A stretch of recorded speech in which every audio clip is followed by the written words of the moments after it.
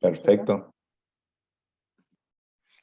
Así, vamos a empezar. Buenas noches a todos. Este encuentro fue organizado por nuestro director, Guillermo, y será coordinado por la doctora Sandra Belalcázar, y vamos a tener una reunión muy fructífera.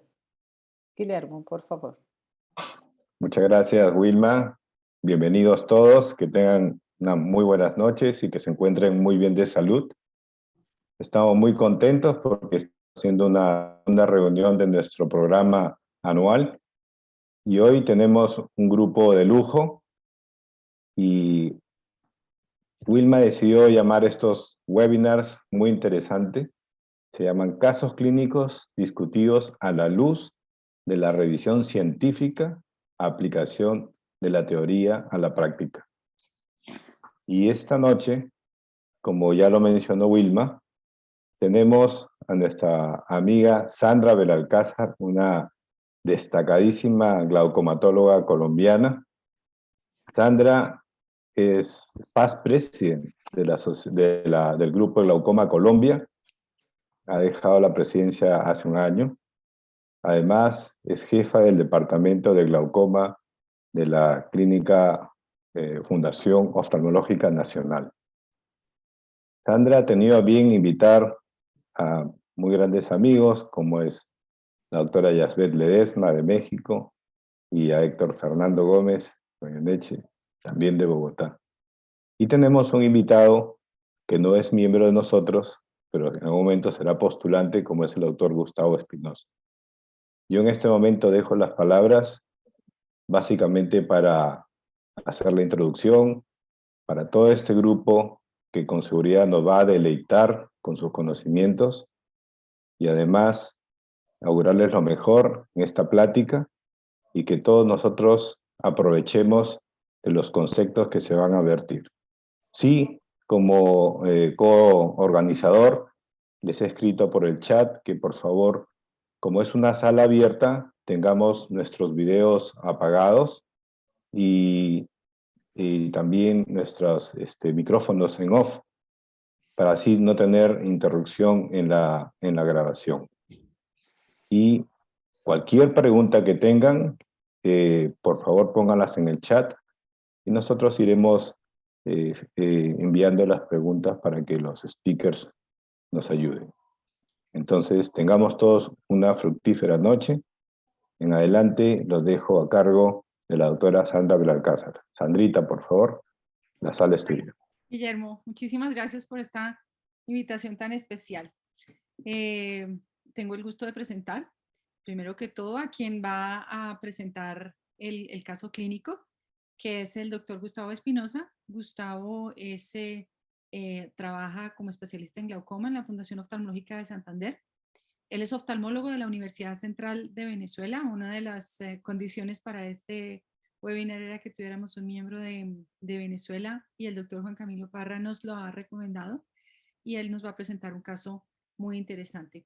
También tenemos con nosotros, y agradezco muchísimo que hubiese aceptado la invitación a discutir y hacer la revisión del caso, la doctora Yasbet Ledesma. Ella es cirujana oftalmóloga, especialista en glaucoma, es profesora adjunto del Departamento de Glaucoma del Instituto de Oftalmología Fundación Conde de Valenciana y es expresidente del Colegio Mexicano de Glaucoma. Ella hará toda la revisión del caso que presenta Gustavo. Y pues para mí es muy grato presentar a mi profesor, mi mentor, mi amigo, expresidente de la Sociedad Colombiana de Oftalmología, expresidente del Grupo Colombiano de Trabajo sobre Glaucoma. Yo creo que es quien más tiempo ha ocupado ese cargo como presidente y además de eso fue vicepresidente. Fue además de eso jefe del Departamento de Glaucoma del Servicio de Oftalmología del Hospital Militar y es mi profesor, el doctor Fernando Gómez Goyeneche. Entonces, sin más preámbulo, le doy la palabra a Gustavo Espinosa, quien nos va a presentar un caso muy interesante sobre ampolla hiperfiltrante y su manejo. Posteriormente, Yasbet hará la revisión sobre justamente hipotonía, manejo de ampolla hiperfiltrante y manejo de estos casos con sutura conjuntival para manejo de la hipotonía. Así que bienvenidos y muchas gracias. Bueno, muchas gracias. Voy a compartir pantalla. Gracias a todos por la invitación y gracias a la doctora Sandra. Y bueno, nada, vamos a entrar ya aquí en contexto. Entonces, este es el caso de una paciente con ampolla hiperfiltrante que se le realizaron suturas del flap transconjuntivales y ya vamos a ver cómo avanza el caso. Entonces, eso es una paciente femenina de 56 años de edad. Ella venía por un tercer concepto, ella consultó en febrero de este año, porque ella en el mes de junio del año pasado había presentado un cierre angular primario agudo en su ojo derecho y en su momento se manejó con una iridotomía láser en los dos ojos y posteriormente, en vista de que no había mejoría, se le hizo una trabeculectomía en el ojo derecho en el mes de julio. No hubo mejoría en la agudeza visual de la paciente luego de la trabeculectomía, se logró el aparente control de la presión, pero no hubo una mejoría visual. Ella acude a un segundo concepto donde se programó una cirugía de catarata. Sin embargo, en vista de que la paciente en el prequirúrgico, digamos, recopilando un poquito la historia clínica de ella que traía, se vio atalamia, la seclusión pupilar. El especialista que la vio la remitió con retina con una ecografía ocular que en la ecografía de enero del 2022 estaba perfecta. Ella, cuando nos llega a nosotros, le llega el retinólogo me la remite porque ella, digamos, tiene una agudeza visual de percepción de luz en el ojo en cuestión y 20/20 en el ojo izquierdo. Ella tenía una ampolla avascular que se extendía hacia la zona inferior, tenía estrías en décimet, estaba la atalamia, sinequias posteriores en 360 grados, la iridotomía no se veía, una catarata blanca y tenía presiones de 5, por eso el retinólogo me la remite a mí. Ella venía con tratamiento de bromfenaco una vez al día y ciclopentolato también una vez al día. Esta es la biomicroscopía, vemos cómo la ampolla se extendía hacia la zona nasal inferior y cómo el iris estaba pegado a la córnea, había una catarata que no dejaba ver nada. En su momento, digamos, el manejo y por casos que yo había tenido previamente, decidí hacerle unas suturas transconjuntivales del flap escleral. Ese es el video. Entonces ella tenía una ampolla que se extendía mucho y, digamos, no quise meterme directamente en la ampolla, sino que quise tratar de cerrar el flap, pero por fuera. Entonces uno agarra entre 5 y 9 suturas, aprieta fuerte y luego eso digamos, lo echa hacia atrás, lo deja bien pegado a la conjuntiva, eso eventualmente se epiteliza. Entonces yo en este caso dejé 5 suturas como para contener digamos, esa hiperfiltración del flap escleral. Y aquí, bueno, eventualmente probamos que no haya fuga y todo bien. Esta es la foto al día siguiente. Ella continuó con atalamia, o sea, no mejoró la atalamia. Sin embargo, la presión sí se incrementó. Ella, de hecho, se incrementó significativamente, tuvo dolor, vómitos, pero la atalamia continuaba a pesar de que la presión se había incrementado. Entonces, en su momento se le formularon hipotensores vía oral sistémicos y se le realizó cicloplegia y tratamiento para el dolor. Al día siguiente la vuelvo a ver y ella había mejorado significativamente el dolor, pero persistía la atalamia, ya la presión estaba un poquito más controlada, entonces se pidió una eco de control.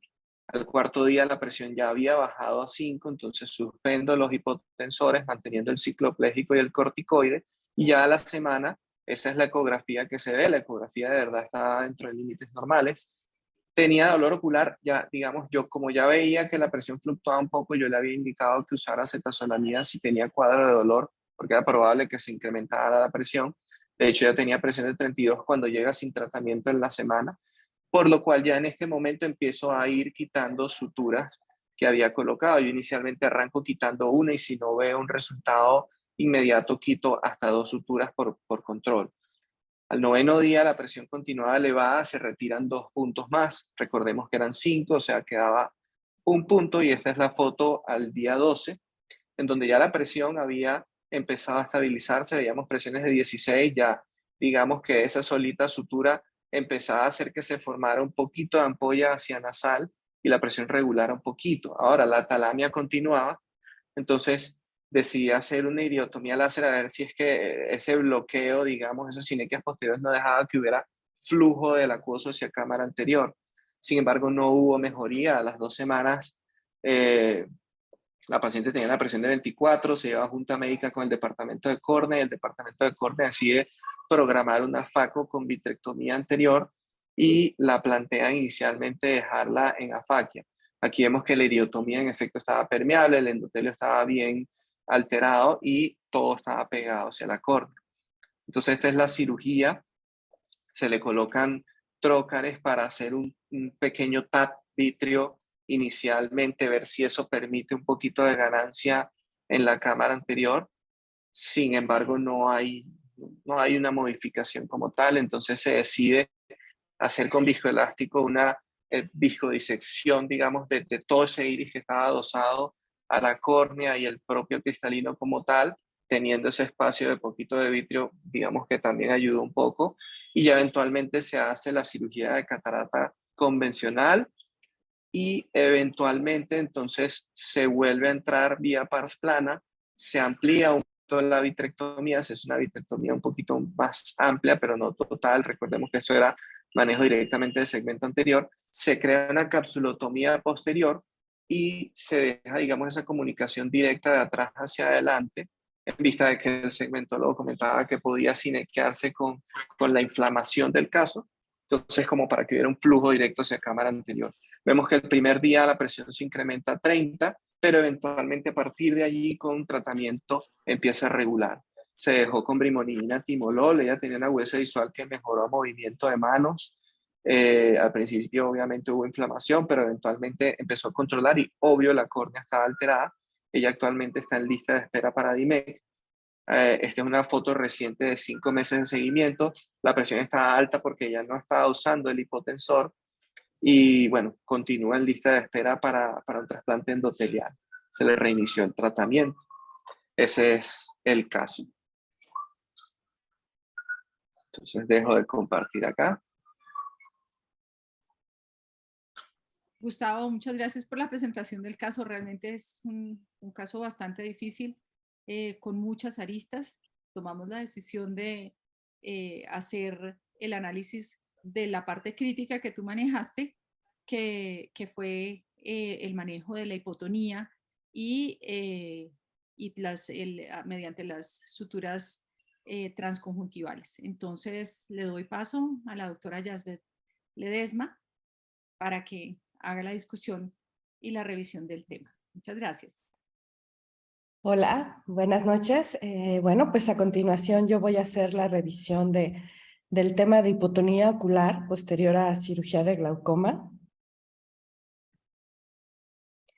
Y bueno,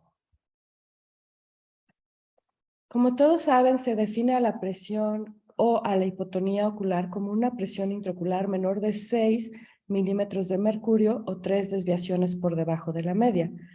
Es una presión intraocular tan baja que produce cambios funcionales y estructurales a nivel ocular.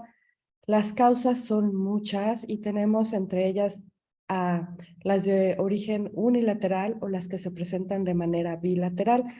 Dentro de las causas de origen unilateral tenemos que recordar las que son secundarias a hipoproducción, como la ciclodiálisis, el desprendimiento ciliocoroideo, el desprendimiento de retina, la uveitis crónica y el antecedente de procedimientos ciclodestructivos. Por exceso de filtración tenemos a las ampollas hiperfiltrantes, los pacientes operados de cirugía filtrante que presentan Seidel o los pacientes con traumatismos o perforaciones esclerales producidas por accidente. De manera bilateral son muy raras, pero se pueden presentar en casos de acidosis o de pacientes con distrofia miotónica. ¿Por qué es importante hacer un diagnóstico preciso de esta patología? Bueno, porque las complicaciones de una hipotonía persistente son varias y pueden llegar a ser irreversibles. Dentro de ellas, pues las más comunes son la baja visual, debido a que se produce una hipermetropía en este tipo de pacientes, la presentación de cataratas, efusiones coroideas, maculopatía hipotónica, que es una de las que más nos preocupan, la atrofia foveal y también el edema del disco óptico. Entonces les decía, una de las complicaciones a las que más tememos y que debemos de resolver lo más rápido posible es la maculopatía por hipotonía. Esto es debido a un decremento en la agudeza visual causada por los pliegues maculares que se van a presentar secundarios a la hipotonía. Vamos a tener también edema retiniano, papiledema y tortuosidad vascular.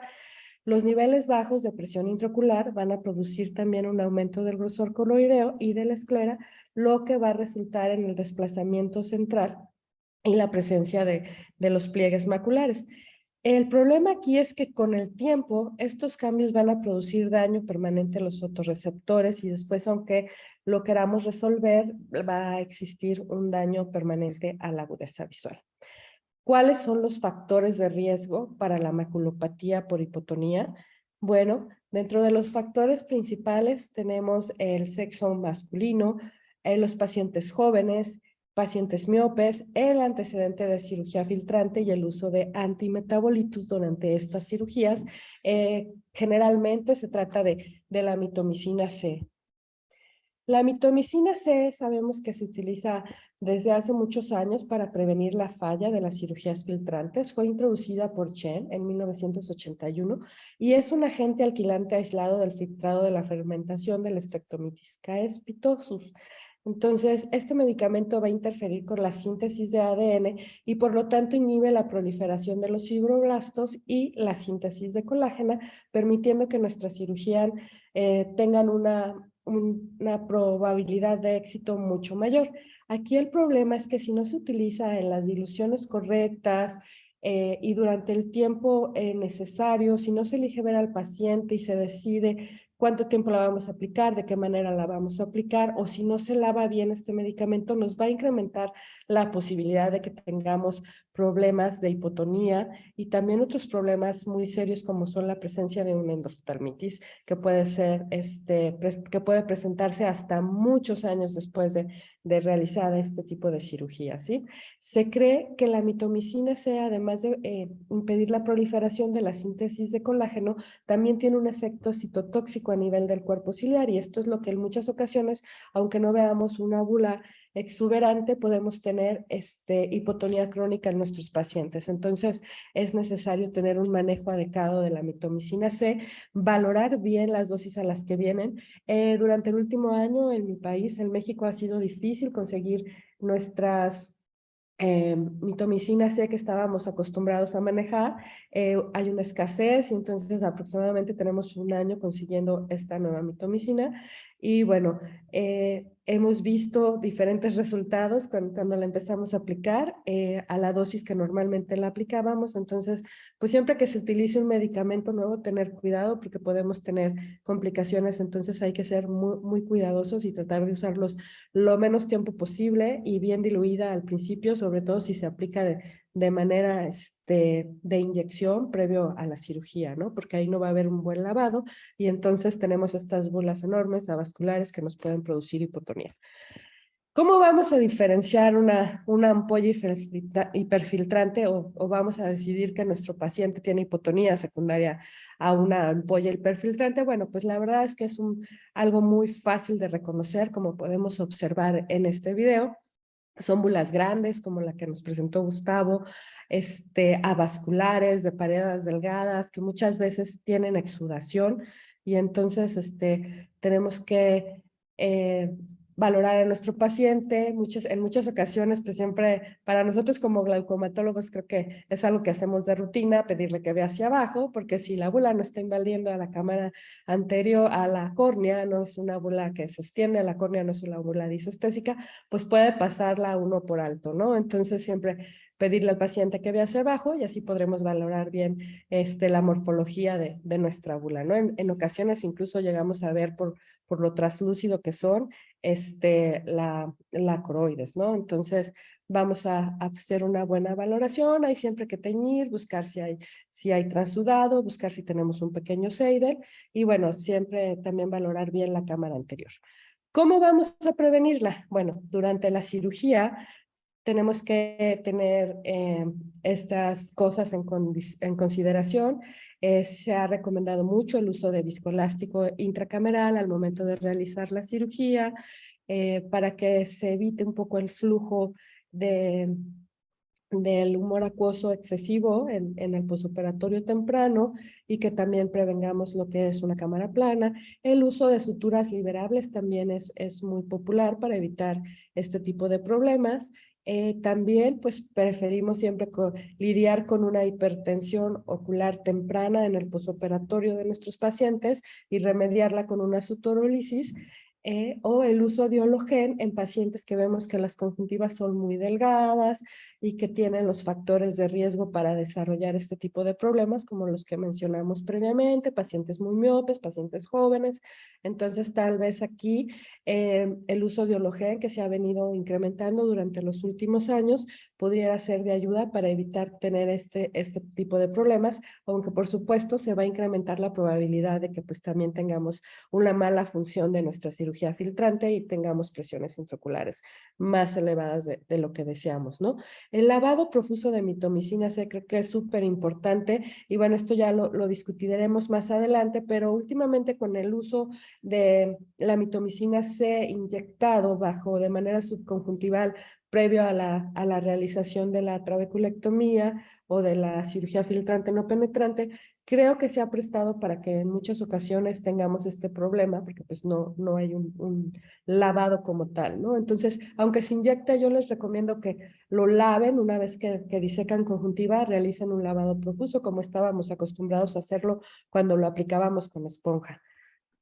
Y para el tratamiento ya de la hipotonía como tal, posterior a la cirugía de glaucoma, pues tenemos muchas opciones, ¿sí? Dependiendo del grado de hipotonía, de la presencia de o no de atalamia y de otras complicaciones en nuestros pacientes.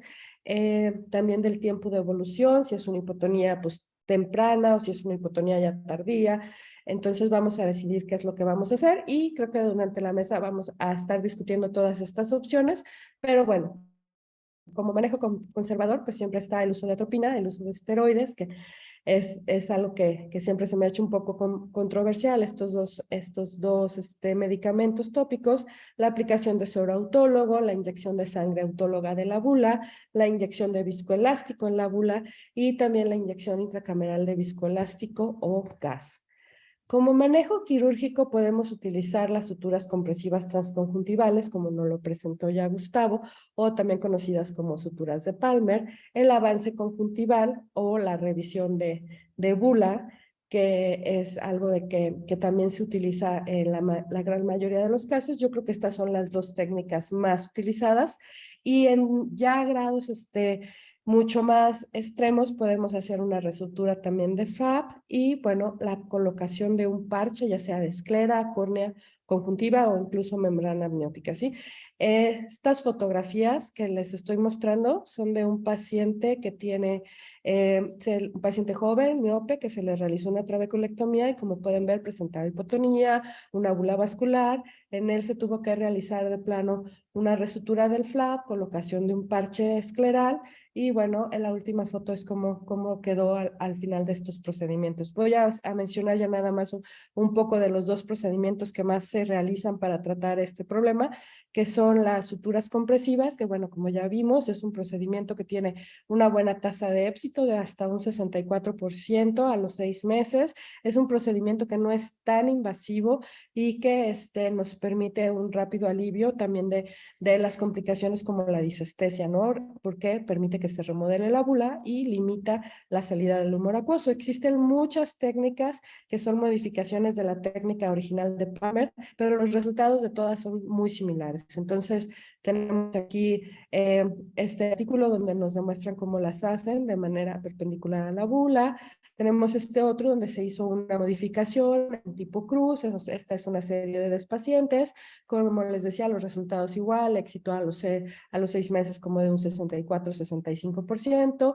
Se puede entonces hacer de diferentes maneras y esperar pues resultados similares. Y es probable que en estos pacientes, en un porcentaje pequeño, ellos refieren que aproximadamente de un 10% se puede tener un incremento de la presión intraocular en el postoperatorio y que requieran un nuevo procedimiento para la hipotonía posterior a los 6 meses hasta un 40%. Entonces, bueno, estas son las diferentes modificaciones que se han hecho a la técnica, algunas son más complicadas, pero finalmente el propósito de la cirugía es el mismo. Y el otro es la revisión de la bula filtrante, que es un procedimiento que es un poquito más invasivo, que también se tiene que hacer en quirófano, y que aquí lo que hacemos es una remodelación manual de la bula. ¿No? Muchas veces nosotros diseñamos por completo esa bula que está avascular y delgada, podemos dejarla intacta, hacer el avance conjuntival, poner encima conjuntiva para no tener problema de hipotonía durante el transoperatorio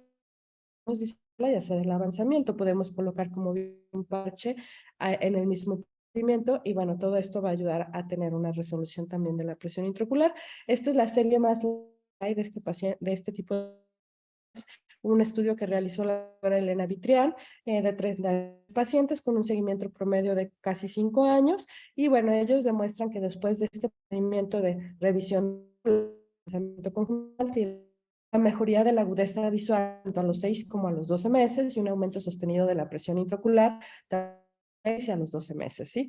Entonces yo les voy a presentar este caso clínico de manera muy rápida. Es una paciente que nos llegó al instituto, es una paciente de 66 años, diabética, que son otras de las cosas que se han visto relacionadas a este tipo de problemas diabéticos hipertensos, que tiene diagnóstico de glaucoma primario de ángulo abierto desde hace aproximadamente 12 años, que se le realizó una trabeculectomía, suponemos que con mitomicina C por las características de la bula. Ella viene por mala visión posterior a la cirugía de glaucoma, con una visión de MM en el ojo derecho y una visión de 20/60 en el ojo izquierdo, que se encuentra en tratamiento con 3 medicamentos y con presiones de 5 en el ojo derecho y de 19 milímetros de mercurio en el ojo izquierdo. En el ojo derecho el fondo no es valorable y en el ojo izquierdo se observa una relación copa-disco de 90%. Estas son las fotos donde podemos observar cómo también esta paciente presenta una bula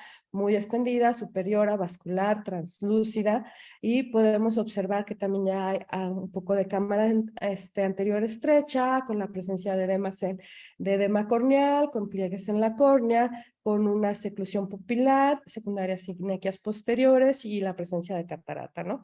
Es por eso que la paciente presenta esa mala visión. Nosotros en el caso de hacer un abonamiento con revisión de la bula, se colocó un parche de membrana amniótica y en un primer tiempo, esta es la primera, es la foto del día siguiente de la cirugía y la foto de este lado, del lado derecho, podemos observar cómo se observaba aún retiradas suturas de esa revisión de bula. Entonces realizamos esto y en un segundo tiempo se realizó comisificación con colocación de lente intraocular. Ya para este momento la paciente tenía una presión de 10 milímetros de mercurio, pudimos realizar un cálculo de lente intraocular sin problema con una ECO-modo B. Y bueno, y bueno, la agudeza visual posterior al procedimiento fue de 20/60 para el ojo derecho. La presión se mantuvo en 10 milímetros de mercurio sin medicamentos en este ojo. Y bueno, también el nervio ya presentaba un daño muy avanzado y tuvimos la resolución de los pliegues maculares. Sin embargo, pues ya la visión no mejoró más que de 20/60. Entonces, como conclusiones, al final el reto durante la cirugía y manejo postoperatorio es encontrar el balance para mantener la presión intraocular lo suficientemente baja para alcanzar la presión meta y, perdón, y también lo suficientemente alta como para evitar las complicaciones relacionadas a la hipotonía. Existen muchas técnicas, como vimos, para manejar las bulas hiperfiltrantes, pero la clave es mantener la funcionalidad de la bula, mejorando el confort del paciente. El manejo temprano de la hipotonía previene el daño permanente en la agudeza visual. Y bueno, con esto yo termino. Muchas gracias a todos por la invitación a estar con ustedes esta noche. Y bueno, les dejo con la doctora Sandra Sarmina. Perdón, me equivoqué con Sandra Belalcázar. Perdón. Gracias, Yasset. Pues realmente es un caso muy interesante y muchas gracias por esa revisión tan completa. Vamos a comenzar con las preguntas. Eh, el otro, la otra persona que discute tanto el caso clínico como esta revisión es el doctor Fernando Gómez, y yo quisiera aprovechar para preguntarle a él cómo habría manejado y cómo maneja él la hipotonía. Gracias, Sandra, y felicitaciones, Gustavo y Yasbet, por tan excelentes presentaciones. Es bien interesante tener en cuenta que la hipotonía no es un número. Eh, eh, Hay muchísimos estudios que nos muestran cómo presiones, a veces, por ejemplo, de 6, que es donde muchos definen la hipotonía, no tienen ninguna consecuencia para el ojo. Y a veces presiones de 5, de 8, podrían manifestar características, y a veces incluso presiones de 10, ¿no? Entonces, simplemente tener en cuenta que es el síndrome de la hipotonía lo que puede producir consecuencias y que son diversas en los ojos, ¿no? La primera manifestación, pues lógicamente es el desprendimiento coroideo, pero la complicación más frecuente sería en ese caso la maculopatía, y eso es lo que realmente nosotros tratamos de evitar, que el paciente no haga maculopatía para que no haya una disminución de la visión, porque si la visión disminuye, vamos a tener consecuencias a mediano y a largo plazo, a corto, mediano y largo plazo, ¿no? Y esa recuperación visual usualmente pues es muy lenta, ¿no? Entonces, lo primero que tenemos que tener en cuenta es si se presenta en forma temprana o si se presenta en forma tardía. El manejo es diferente porque vamos a ser mucho más agresivos si la manifestación es tardía, porque necesitamos subir esa presión mucho más de lo que teníamos en forma basal. Entonces, el enfoque, por ejemplo, personal, usualmente va a identificar cuál es el tiempo en que apareció la hipotonía, si tiene un desprendimiento coroideo muy grande o pequeño, y eso haría que uno hiciera una diferencia grande en ese enfoque inicial. Y por supuesto, la forma tradicional, pues es tratar de cerrar un poquito la ampolla. Entonces, las suturas de contención del doctor Palberg son fantásticas, y especialmente en esos casos tempranos funcionan realmente muy bien, porque uno puede subir 4, 6, 8, 10 milímetros fácilmente con una sutura de contención. Pero si este es un problema ya crónico, que el paciente llega después de 6 meses y ya tiene esa hipotonía en 4 o en 2, y que vemos que ya realmente hay un compromiso más grande, necesitamos al flap y cerrar el flap contraintuitivamente. Lo hacemos a través de la misma conjuntiva, y cerrando ese flap podemos realmente volver a obtener que las presiones vuelvan a subir. El manejo inicial sería suturas de contención en parte temprana, y suturas flap directamente si es un fenómeno tardío. Gracias, Fernando.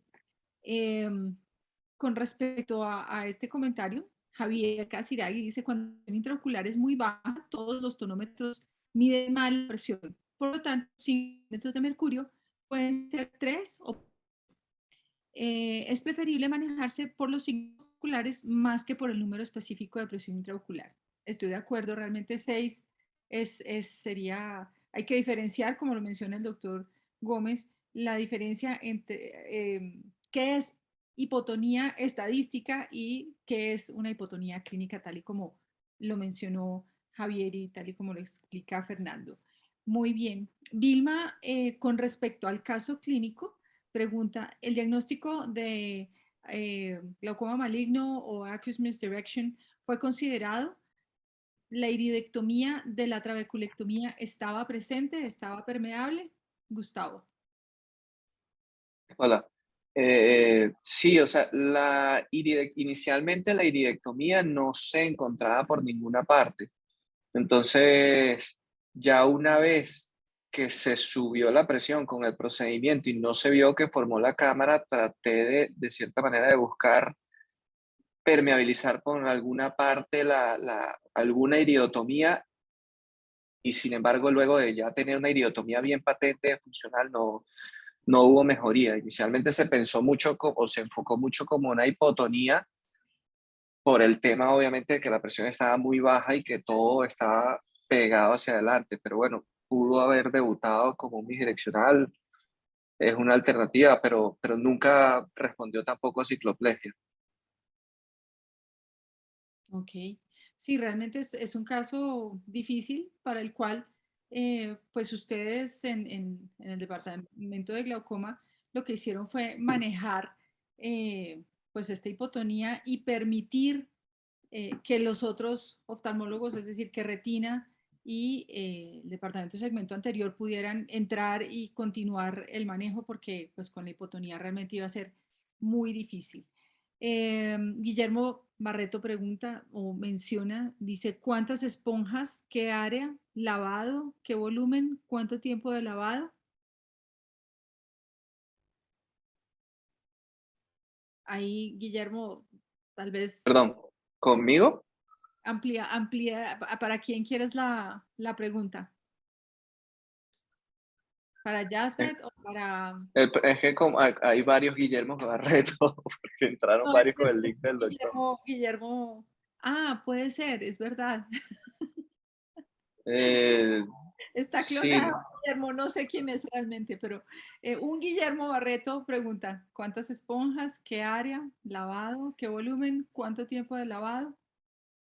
yo particularmente, o sea, en la actualidad, aquí nosotros utilizamos la técnica de mitomicina inyectada intrateno. O sea, lo que hacemos es, antes de arrancar el caso, colocamos, digamos, son 0.1 cc de mitomicina al 0.5% y 0.1 cc de anestesia, o sea, la que damos la dilución a 0.25. La colocamos en la Tenon, esperamos, o sea, la inyectamos directamente sobre la Tenon, esperamos un minuto y ya luego abrimos, la damos un poquito y ya arrancamos así. De verdad, lo usamos de default en todos los pacientes y acá nos ha ido de maravilla. No sé, Jasper, allá en APEC, perdón, en el Conde, ¿cómo lo manejan?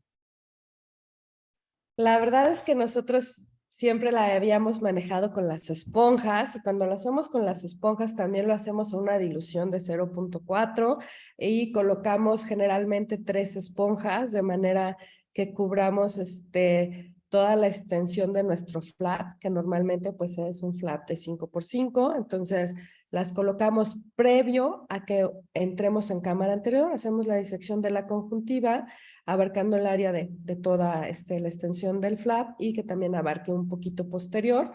Volvemos a montar la tenon y la conjuntiva sobre las esponjas y dejamos durante un minuto. Posterior a esto hacemos un lavado profuso con solución salina, una jeringa de 10 y generalmente utilizamos el volumen de 2 jeringas de 10 de solución salina balanceada para hacer este lavado, tratando de que quede súper bien lavado, ¿no? Posteriormente, hará que unos 3, 4 años que se puso de moda la inyección subtenoniana, comenzamos a utilizar la inyección subtenoniana.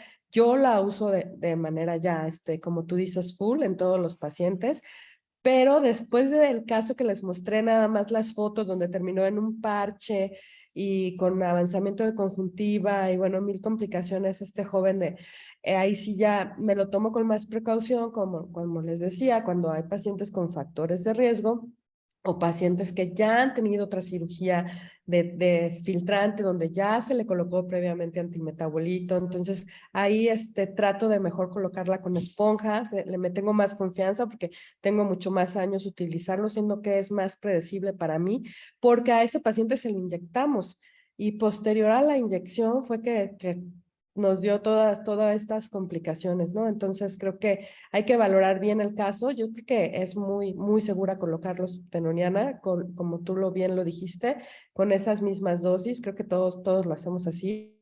Y bueno, pues nada más sí tener en cuenta, si pues un poquito se ve que tenga bueno, pues mejor de plano o lo pones a una dosis más diluida o muy poquito, o solamente una esponja, ¿sabes? Como ¿Alguna vez atribuiría la hipotonía a la mitomina inyectada? Fernando, Jasper.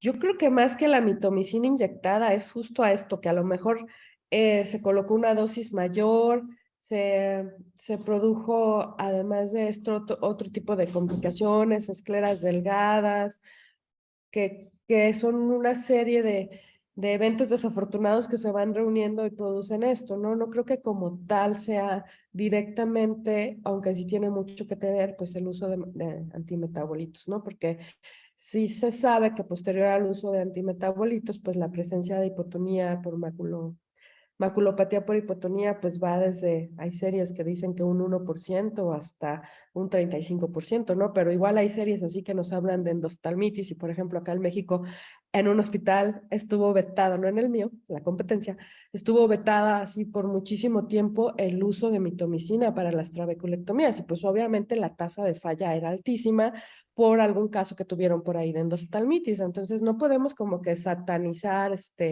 el uso de la mitomicina. Creo que sin ella nuestras cirugías no serían lo que son y tendríamos un alto porcentaje de falla, pero sí ser cuidadosos al usarla. Gracias, Jasper. Wilma dice, concuerdo con Casiraghi, pero si hay catarata y no es posible evaluar directamente el fondo del ojo, el ultrasonido es capaz de diagnosticar signos de hipotonía. Entonces, Javier contesta, con ecografía hay signos, ojo compresible, engrosamiento coroideo o desprendido o descolado, escribe él, pliegues coroideos y retinales, disminución del pico retinal de 100% de reflectividad. La VM bien ayuda a ver descolamiento silocoroideo. ¿Algún comentario? Totalmente de acuerdo con el doctor Casinari. Por ahí en la foto de las causas de la hipotonía justo puse una ecografía y un VM donde podemos observar estos datos de tanto del engrosamiento coroideo, cómo se puede observar el desprendimiento de coroides también, cómo vemos el desprendimiento ciliocoroideo. Entonces sí es de mucha ayuda estos dos instrumentos cuando hay catarata. Y bueno, cuando no lo hay y que podemos ver directamente los pliegues, creo que el uso de OCT, que luego también como que se empezó como a normalizar, pues no es necesario más que para documentar, ¿no? Yo creo, sí, realmente para documentar y probablemente para comparar, aunque pues clínicamente, tal y como ocurrió con la paciente, pues fue evidente, pero es también de ayuda para documentar. Fernando, ¿algún comentario al respecto? Eh, Nosotros somos muy precavidos con el uso de la ecografía en pacientes que tienen presiones bajas, ¿no? Porque ese pequeño masajito pues puede ser el puntillazo final para que los que no habían hecho maculopatía la hagan, ¿no? Entonces, si logramos verlo con oftalmoscopía indirecta, para nosotros es suficiente, pero tratamos de evitar hacer el procedimiento simplemente porque puede ser peor el remedio que la enfermedad. Claro. Ana María dice a la paciente, y esta es una pregunta para Gustavo, a la paciente con diagnóstico de cierre angular agudo, por alguna razón no se consideró realizar una facoemulsificación sola o combinada con trabeculectomía como una alternativa de manejo para evitar complicaciones de la trabeculectomía sola en ángulo estrecho. Eh, no lo sé, es que ella llegó ya operada, realmente no sabría decir qué consideraron, se manejó, digamos, inicialmente con una trave. Sin embargo, yo concuerdo mucho con la doctora Ana. De hecho, yo actualmente ese es como más o menos el manejo que yo estoy haciendo. O sea, realmente si yo tengo un paciente con cierre agudo, obviamente por el medio yo trato de manejarlo inicialmente con su iridotomía de forma convencional, pero si no me responde, yo paso a una faco. O sea, yo no le hago trave o faco trave. Yo me voy por la vía más segura, que es la faco. Me voy faco o oniocinequiolisis casi siempre. Y honestamente, hasta ahora, todo lo que he hecho me ha ido muy, muy bien. O sea, primero el tema de las complicaciones de la trave per se se elimina y son ojos que tienen una recuperación visual muy, muy rápida. Obviamente, tiene que uno tener muy bien el contexto claro, porque si es un cuadro crónico, yo pienso que la trave sí, o sea, ya esa malla ya está dañada. pero si es un cuadro que llega agudo, vuelvo y repito, yo pienso que una vez se estabilice el ojo y si la presión se mantiene alta, uno puede hacer una FACO con goniocinecrosis y el resultado, al menos lo que yo he hecho hasta ahora, me ha ido supremamente bien. Gracias, Gustavo. Juan Alberto Dios pregunta, ¿en qué casos prefiere sutura transconjuntival y en qué casos prefiere parche escleral? Claro que se puede hablar, Javier, por favor, habla.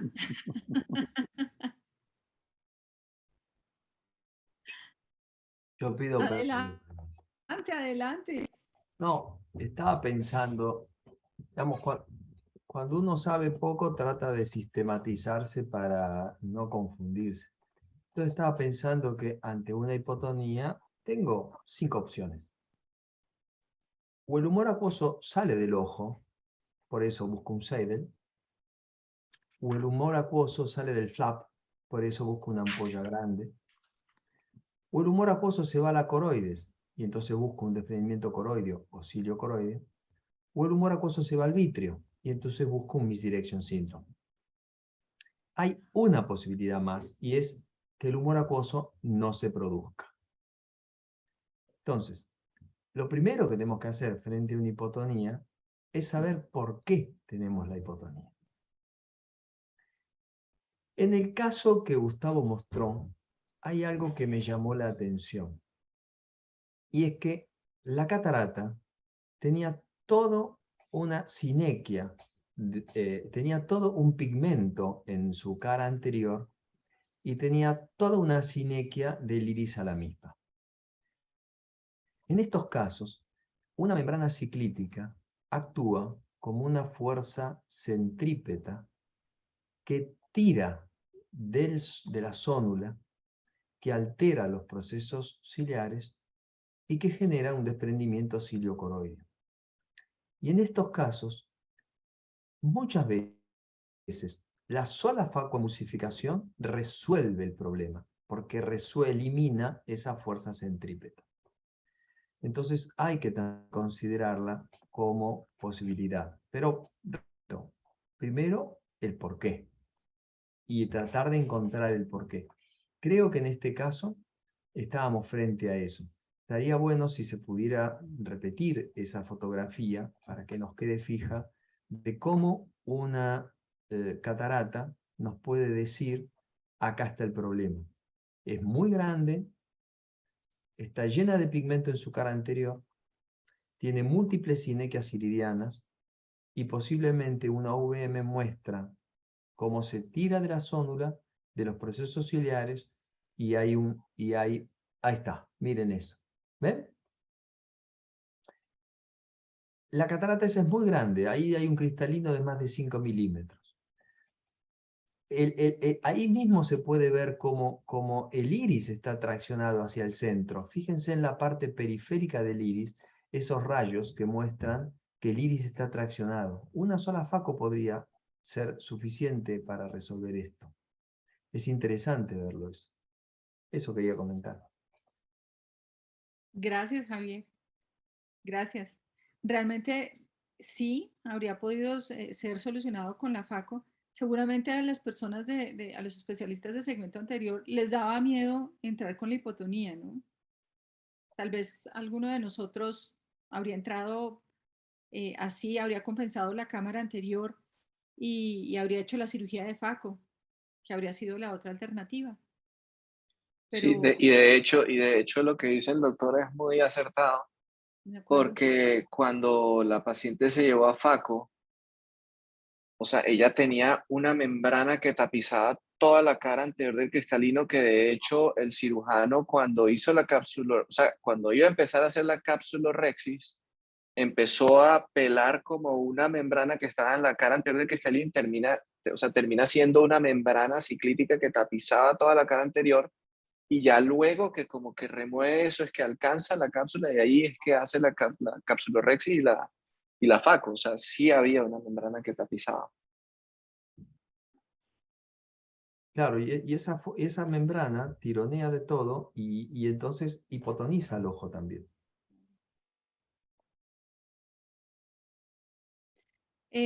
Aquí había también otra, pues ya ya para terminar, había un caso clínico que propone uno de los Guillermos Barreto y dice, paciente de 35 años con glaucoma avanzado, presión intraocular con medida máxima de 28 milímetros de mercurio.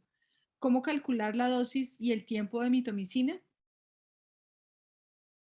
Gustavo, Fernando, Jasbet.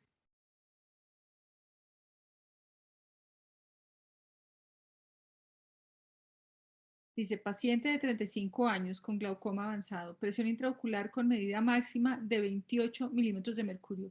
¿Cómo calcular la dosis y el tiempo de mitomicina? Yo utilizo la misma concentración de mitomicina siempre, realmente. No hago Yo también. La verdad es que yo creo que es la misma dosis que estábamos comentando. Yo veo que los reportes luego de otros países, sobre todo de Estados Unidos, la dejan por mucho más tiempo. A mí me da un poco de miedo dejarla 5 o 4 minutos. La verdad es que yo siempre la coloco solamente por 1 minuto. No sé ustedes cómo lo hagan. Y igual, o sea, en este caso de este paciente en específico de 35 años con esas presiones tan elevadas con tratamiento máximo, pues nada más sí hay que hacer una buena aplicación. Si la aplican con esponjas, ya mencionamos también cómo se realiza, no modificaría realmente nada para colocársela. No sé, ¿qué opinen los demás? Yo diría, o sea, lo único que hay que tener en cuenta es que un paciente joven, quizás la cicatrización puede ser más agresiva, pero yo particularmente coincido, o sea, me manejo igual, pero no sé si alguien a lo mejor teniendo en cuenta esos factores de riesgo y obviamente el contexto, la raza, juega un papel, ¿no? Si es miope o no es miope. Perdón, lo que sí modificaría un poco sería mi uso de esteroides en el post. Creo que los dejaría por un largo tiempo. O sea, lo iría bajando más lentamente hasta cumplir 1 mes o al mes y medio con el esteroide. Fernando. Usualmente yo lo que modifico es el tiempo, pero siempre manejo la misma concentración que es de 0,5. Lógicamente, si es un paciente joven, pues va con los 3 minutos completos y con las 3 esponjas grandes. Eh, pero en general, uno lo va mirando según la cantidad de tenón que tenga el paciente y lógicamente según la edad, ¿no? Si estoy operando un paciente de 80 años, pues no le voy a dejar más de 1 minuto. Pero si es un paciente joven, va con los 3 minutos completos y con la concentración al 0,5. Ok. Quedó pendiente la pregunta de Juan Alberto Dios, que pregunta ¿en qué casos prefieren sutura transconjuntival versus parche escleral?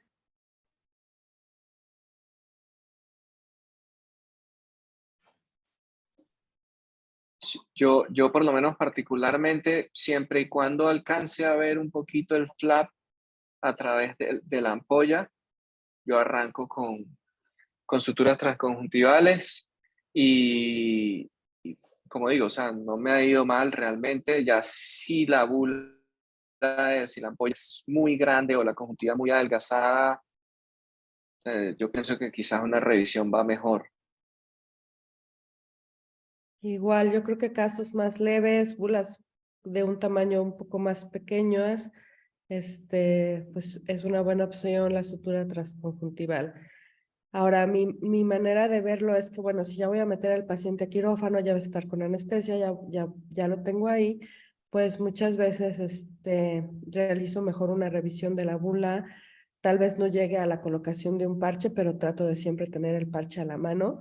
Y nosotros utilizamos donador de esclera, nos pedimos que nos guarden los rodetes de las queratotomías penetrantes y con eso hacemos nuestros parches, pero si no, nada más a veces con unos resutura del flap escleral, si vemos que está filtrando de más, con eso puede ser suficiente, sin necesidad de colocar parches. Si la esclera está adelgazada, pues ahí vamos, ¿no? Si se ve muy, muy dañada la esclera.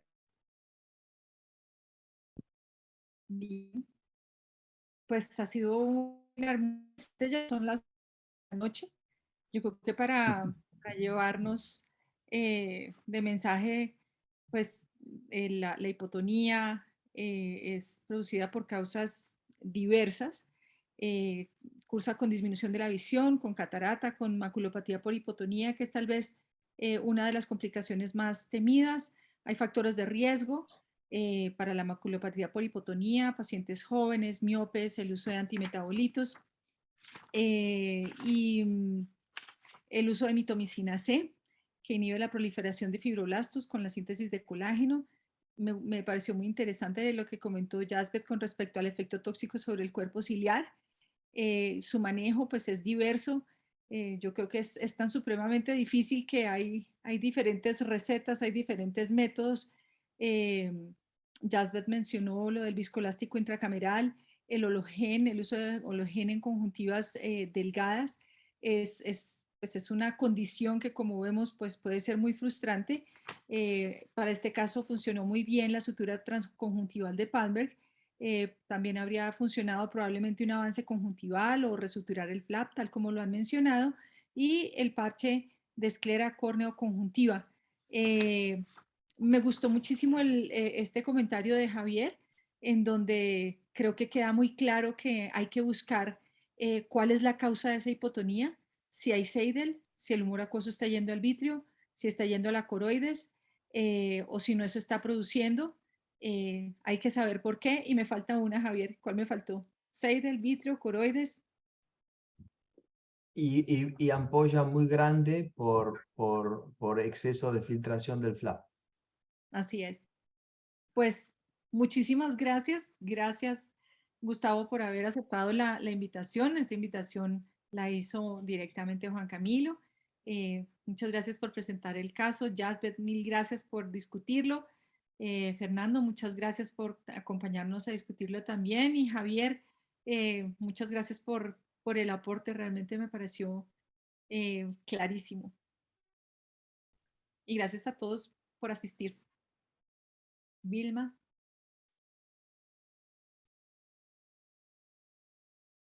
Muy buen caso.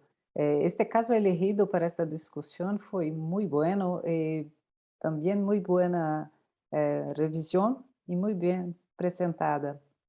Te agradecemos mucho a todos ustedes que estén aquí conosco. Y quisiera aprovechar esta oportunidad para informar a todos que nos encontraremos en persona en noviembre en São Paulo. Muchas gracias por la presencia de todos. Guillermo. Gracias, Wilma. Bueno, una vez más, hemos sido agradecidos con todos los que se han conectado hoy día, especialmente bajo la conducción de Sandra, la doctora Jasbeth Ledesma, en unos excelentes comentarios y revisión. Muy interesante los comentarios de Fernando Gómez, el caso espectacularmente complejo, y hemos recibido los inputs de cada uno de ustedes. Creo que las respuestas han sido muy buenas a todas las preguntas que hemos tenido en el chat. Así que seguimos adelante, seguimos avanzando. La Junta Directiva está muy contenta con la participación de cada uno de ustedes. Como ya lo mencionó, vámonos preparándonos para Sao Paulo, ya queda poco. Y antes de Sao Paulo vamos a tener un próximo webinar que es el próximo mes, el cual voy a estar invitando ya a los que van a participar. Nuevamente, mis felicitaciones a cada uno de los doctores que han hecho de este webinar muy interesante, a todos los comentarios. Javier, ya te cambiaste el nombre, yo quería que te sigas quedando como Guillermo Barreto. Agradezco a todos los Guillermos Barreto que se han conectado hoy día, pero fue una forma fácil de enviarles el link, así que todos pasen una muy buena noche y muy agradecidos por su presencia. Hasta muy pronto. Gracias a todos. Buenas noches. Gracias. Gracias.